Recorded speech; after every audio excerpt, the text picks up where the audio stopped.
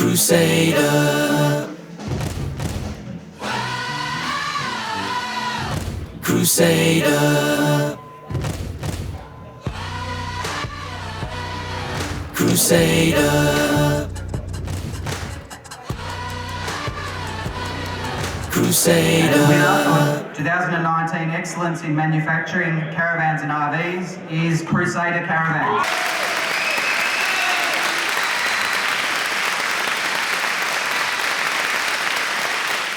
Crusader Caravans, the winner of the 2019 Manufacturer of the Year, are located in Epping, just north of Melbourne. Here's Managing Director Serge Valentino to tell us how he feels. G'day, I'm Serge Valentino from Crusader Caravans. I'm one of the directors here, and I'd just like to say that I am so honoured to be able to win this Manufacturer of the Year award. It's not an easy feat to win that. It's been a plan of ours ever since we started 3 years ago to get there and win it and show everyone that we're here for the long haul. One of our things that we did here is that we recognised that we're cluttered. We're doing what everyone else is doing, is that we just keep stacking up. We had no procedures, no process. So what we did is look at the low-hanging fruit, and one of those things was the clean-up of the joint. So we just went in pretty hard over a period of 3 or 4 months, decluttered everything, got rid of stuff that we thought we were going to use, and people fall into that trap where they think, oh, we'll use that one day, it's too expensive, but we just made the call and got rid of all of it. Absolutely. And then we had clear visibility where we had to go, so then we could formulate our procedures and policies all the way through the whole place. One of the biggest things for me was to develop the product, as in make it a better product and a very easy flow product. If it was easy to build, our tack times to produce the van would be reduced, and obviously would be a high profit there at the end of it. So that was one of our main goals. We ended up understanding that we were missing a couple of key personnel, which was an operations manager, a production manager, a warranty manager, a customer relations person, a good procurement manager, and also a full-time accountant. So we targeted those people. We spent big dollars targeting really good quality people, and we got them. Over a period of time, we got them, and that made a massive difference to our flow of the place in production. So one of the projects that me and my operations manager had to put in place was occupational health issues. One of the things was that we looked at our business and looked at our procedures and said, we had people jumping on the roof unsafe all the time. How do we do that? So we investigated this composite panel. I love the idea. I've been messing with it for a little while, and finally we made a plan and we produced this one-piece roof. Then we looked at it and thought, well, if we put everything on the roof before we put the roof on, that will stop everybody from jumping on the roof and make us very, very safe. So that was the first prep that we did. So we got the roof in. We had a business relationship with a company called Worthington's. We got that roof in. We worked in close together. We made a lot of mistakes, trial and error, and finally we got the right mix. We then got a car hoist, put the actual roof on there. We've got some procedures out there that you would see in the video, and all the work happens at ground level. Also, our cleaning up of the roof was fantastic because we didn't have excess silicone or anything like that. There was no damage. It was just brilliant. It was pleasing to the eye to look at, and then how to lift it. So we worked out ways of lifting the roof to be put on. That was an amazing little project that we got everyone involved. And the big secret to going forward in our company is that there's a lot of bad culture brought up through the ranks of the years of before. So we went in and we got rid of all the bad culture, got rid of those key people that caused headaches and problems for us, and took away from what we wanted to achieve. And then the next key thing was to get everyone involved and be part of the actual company itself, and we achieved that.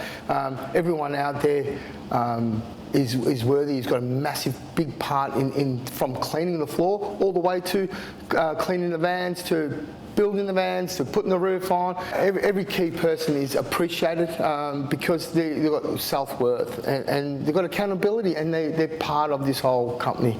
So then we follow the steps all the way through. We make the van, we produce a roof, that's on standby. We produce the furniture, we've got our CNC machines, planning, they do all the plans, obviously. We do all our codes to talk to the machines that cut all the furniture, and then we build the furniture. We created corrals, boxes with wheels. Very easy word where all the furniture sits in there, so we can identify how many vans we've got in front of stock. Furniture gets them, builds it, and as you see, we produce the van. The floor, one-piece floor. We looked at the key components of what people were saying to us, and we listened. They wanted a van that was fully insulated. We're not fully insulated yet, probably 90% because of our wiring structure, but a roof 100% fully insulated. Our floor 100% fully insulated.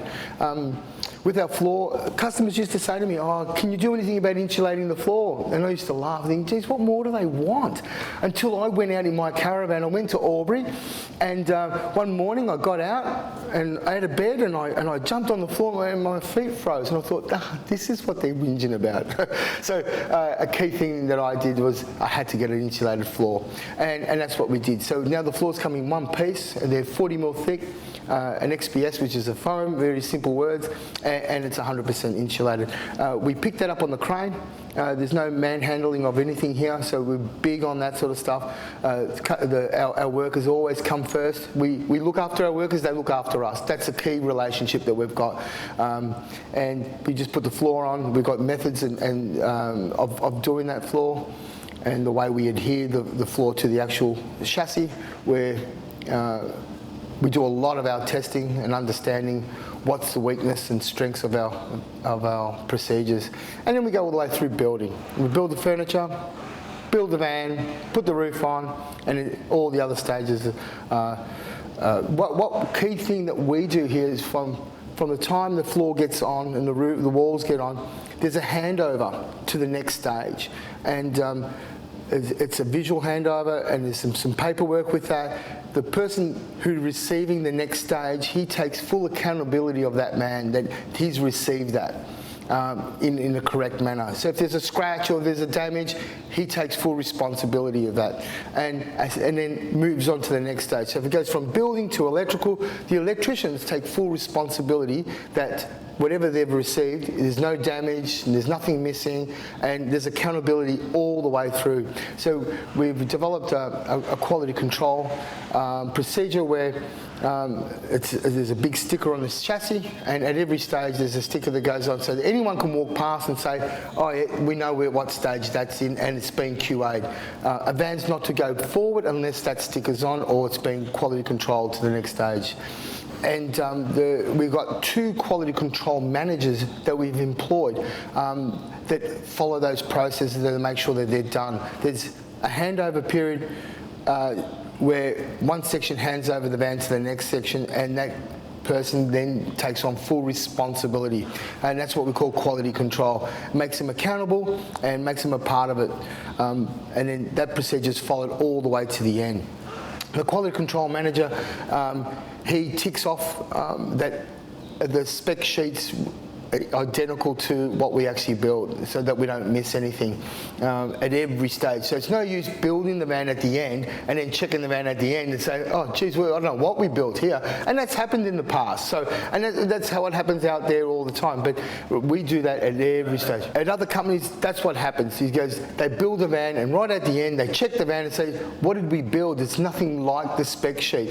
And originally we used to have those problems, but now with all these quality controls that we have, impossible to happen. Part of our controls that we have is that we looked at our supply line. Our supply chain is that we try to deliver to the line just in time. Just in time means that we don't have much stock out there, which ties up your cash flow. So that's important to have a relationship with our finance, with our manufacturing, is that we tie a loop there and understand that You don't get the vans out, well, you don't get paid, you can't pay suppliers, and then that's you fall in a hole. So it's that's key, that relationship, that everyone on the floor understands that, waste, excess stock, all that sort of stuff, that nothing just gets thrown away and unaccountable for. So what I want to talk about is our start of the day. What do we do as soon as everyone clocks on? So around 7:10, we have a team leader meeting. Team leaders,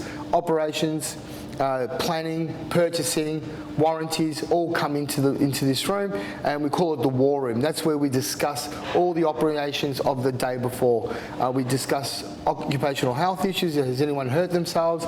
Have we had any delays in supply line? Have everyone met the targets that were given to them? And then we work that all out, and everyone has a say in their area.